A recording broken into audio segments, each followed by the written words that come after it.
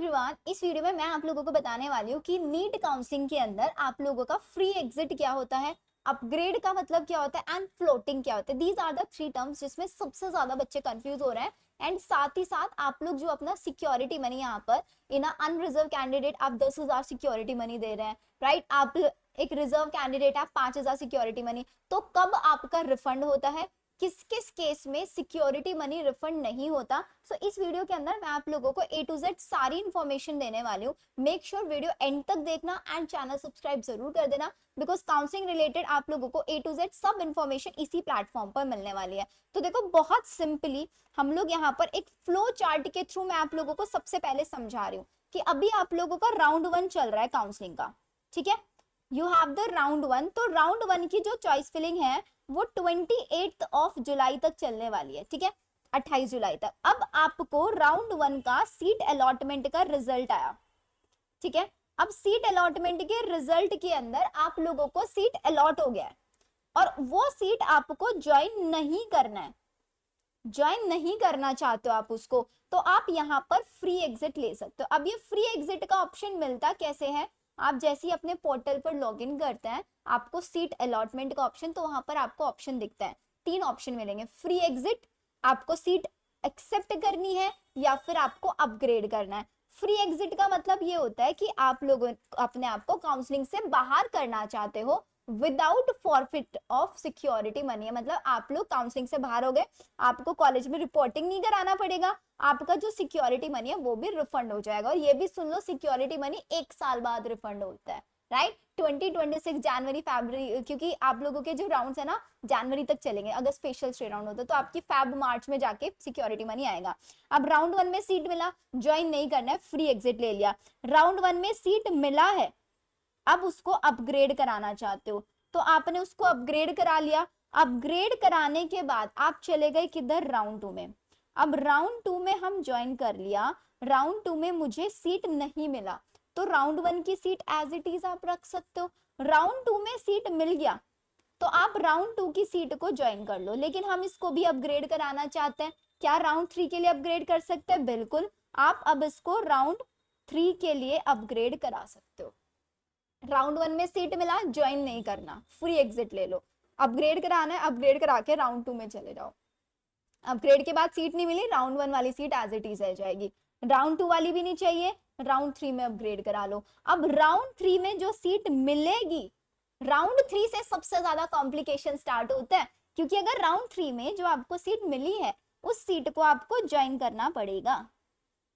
अगर आपने seat join नहीं की, देखो समझ लो फटाफट से, राउंड 3 में सीट अलॉट हुआ है और आपने ज्वाइन नहीं किया, फ्री एग्जिट का ऑप्शन नहीं है, आप काउंसलिंग से एग्जिट ले रहे हैं क्योंकि आप ज्वाइन नहीं कर रहे हो, एग्जिट हो रहा है, आपकी जो फीस है वो फॉरफिट हो जाएगी और साथ ही साथ आप आगे आने वाले स्ट्रे और स्पेशल स्ट्रे में पार्टिसिपेट नहीं कर पाओगे। कॉलेज मिला है तो रिपोर्टिंग करा लेना। क्या राउंड 3 से अपग्रेड करा के स्ट्रे में जा सकते हैं? नहीं जा सकते, ठीक है। तो देख लो, इफ कैंडिडेट अगर आप अपग्रेड करा के आए राउंड 2 से तो राउंड 3 में आपको कॉलेज ज्वाइन करना पड़ेगा। स्ट्रे में कब जा सकता है? जब मेरे को स्ट्रे में सीट अलॉट नहीं हुआ। तो यहाँ पे सबसे ज्यादा कॉम्प्लिकेशन ये होता है कि जब भी आप राउंड 3 की चॉइस फिलिंग करेंगे तो सारे वही कॉलेज फिल करना है कि अगर ये कॉलेज मिल जाता है तो मैं ज्वाइनिंग करूंगा ही करूंगा। राउंड 2 में थोड़ा एक्स्ट्रा भी डाल लो, लेकिन राउंड 3 में सिर्फ और सिर्फ सेलेक्टेड कॉलेज डालने होता है, इसीलिए राउंड 3 सबसे ज्यादा डिफिकल्ट होता है स्टूडेंट्स के लिए। अलॉटेड सीट ज्वाइन करना, once join candidate can not upgrade, ना ही रिजाइन कर सकता है। स्ट्रे में कौन जाएगा? स्ट्रे में वो जाएगा सिर्फ जिसको राउंड 3 में सीट अलॉटेड नहीं हुआ। तो इसका मतलब राउंड 3 में जो मनमर्जी वाली सीट है वो डालो सिर्फ, अगर वो नहीं मिली तो आप सीधा स्ट्रे में चले जाओगे, अनलेस स्ट्रे से बाहर हो जाओगे अगर कोई एक्स्ट्रा सीट डाल दिया। ना तो अपग्रेड करा सकते, ना ही एग्जिट ले सकते, कुछ नहीं कर सकते हो। स्ट्रे में गए, डायरेक्ट स्ट्रे में पार्टिसिपेट कर लो या फिर या डायरेक्ट 3 से स्ट्रे में चले जाओ। कॉलेज मिला और कॉलेज ज्वाइन नहीं किया, फीस फॉरफिट हो जाएगा और आगे स्पेशल स्ट्रे में भी पार्टिसिपेट नहीं कर पाओगे। और साथ ही साथ पहले पता है क्या होता था? पहले 1 ईयर के लिए डिबार्ड कर दिया जाता था, 1 साल के लिए काउंसलिंग से बाहर कर दिया जाता था, बट अब ऐसा नहीं होता है। Can not participate in further round अगर कोई होता है, मतलब हमारा स्पेशल स्ट्रे राउंड, कॉलेज मिलता है सीधा जाके ज्वाइन कर लो कि कैंडिडेट रिजाइन नहीं कर सकता। तो देखो पहले 1 साल के लिए आपका कैंडिडेचर कैंसिल कर दिया जाता था, इस बार वो हटा दिया है। इस बार सिर्फ और सिर्फ सिक्योरिटी मनी फॉरफिट हो रही है आपकी। This is the only thing जिसका आपको ध्यान रखना है। तो सिंपल, बहुत इजी टर्म्स में आपके लिए एक्सप्लेन कर रही हूँ। कोई भी कॉलेज आप जब भी चॉइस फिलिंग में फिल कर रहे हो, तो चॉइस फिलिंग में सिर्फ वो कॉलेज फिल करना है जिसमें हम जाना चाहते हैं। ऑर्डर में फिल करना है, टॉप के कॉलेज टॉप के ऊपर रखना है। जैसे सबसे टॉप पे हम हमेशा एम्स दिल्ली को मानते हैं, तो ये नहीं सोचना है मेरे को एम्स दिल्ली मेरी रैंक पर मिल सकता है, नहीं मिल सकता है। टॉप कॉलेज है बिकॉज मेरी प्रेफरेंस तो यही है ना। प्रेफरेंस के अकॉर्डिंग आप लोगों को कॉलेजेस को फिल करके चलना है। जैसे कि मैं आप लोगों को दिल्ली के कॉलेजेस बताती हूँ बीएससी नर्सिंग में, तो सिर्फ और सिर्फ 7 कॉलेजेस हैं। तो सबसे ऊपर आप किसको रख सकते हैं, बीएससी बीएचयू नर्सिंग को रख सकते हैं आप। उसके बाद आरएमएल कॉलेज को रख सकते हैं, ठीक है। आप उसके बाद अहिल्या बाई को रख सकते हैं। That would be your preference, right. अब आप डिफरेंट डिफरेंट स्टेट के एमबीबीएस डाल रहे हैं, तो आप पहले सारे के सारे टॉप डाल दो जितने भी टॉप मोस्ट है, फिर उसके बाद अपनी स्टेट के एमबीबीएस, एंड देन आपकी जो नियर बाय स्टेट्स है वो डालो। फिर आउटस्कर्ट्स है, जैसे साउथ में है कुछ स्टेट, आप उनके चॉइस फिलिंग में कॉलेजेस को डाल सकते हो। सो ये आप लोगों को काउंसलिंग के टाइम पे इन चीजों का ध्यान रखना है, बिकॉज हमारे पास सिर्फ और सिर्फ एक ही दिन बचा हुआ है काउंसलिंग के लिए। एंड अगर आप ये सोच के चल रहे हैं हम डायरेक्टली स्ट्रेट से पार्टिसिपेट करेंगे थर्ड से, मैं बोल रही हूँ फर्स्ट राउंड से पार्टिसिपेट करो।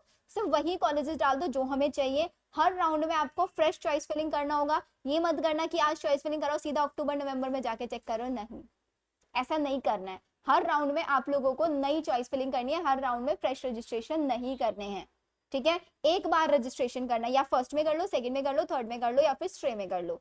स्ट्रे के बाद जब स्पेशल स्ट्रे होता है, वो किस पे डिपेंड करता है कि स्ट्रे में अगर सीट्स बचती हैं उसके ऊपर आपका डिपेंड करता है कि हाँ स्पेशल स्ट्रे होगा। स्पेशल स्ट्रे में फ्रेश रजिस्ट्रेशन नहीं होंगे।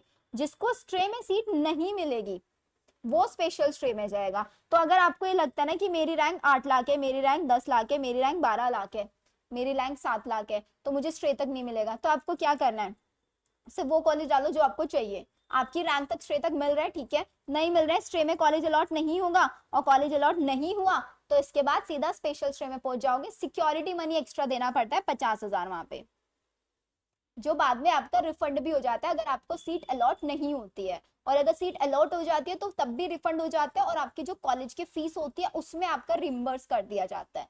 सो आई थिंक आप लोगों को काउंसलिंग के जो बेसिक बेसिक के गाइडलाइंस रूल्स हैं ये समझ में आ गए होंगे। इसके अलावा अगर आपको काउंसलिंग की कोई भी हेल्प चाहिए तो you should DM us on our WhatsApp number 9877060263। इस पर आपको फ्री गाइडेंस और पेड गाइडेंस दोनों टाइप की इंफॉर्मेशन प्रोवाइड कराई जाएगी। एंड चैनल को जरूर सब्सक्राइब कर लेना, because going forward this is going to be super amazing आप सब लोगों के लिए।